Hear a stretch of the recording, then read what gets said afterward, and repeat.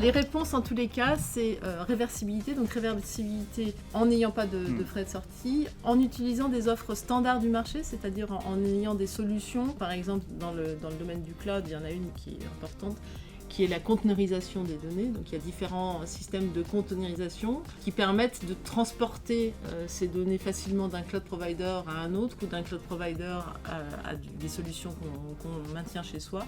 Donc en fait, c'est cette capacité d'hybridation, cette capacité à transporter les données, ça c'est une des meilleures solutions pour éviter la dépendance technologique. C'est souvent généralement beaucoup plus simple de souscrire à un nouveau contrat, mais c'est très simple d'ouvrir un compte.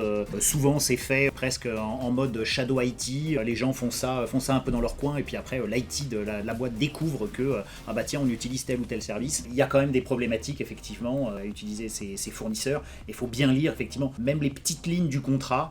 En tout cas, les lignes sur la réversibilité, parce que les augmentations de prix aussi, par exemple, arrivent un peu n'importe quand.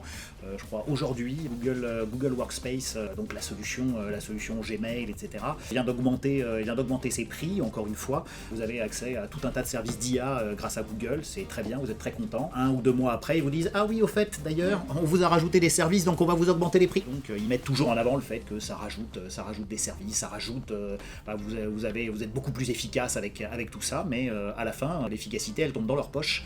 Elle reste pas dans la nôtre.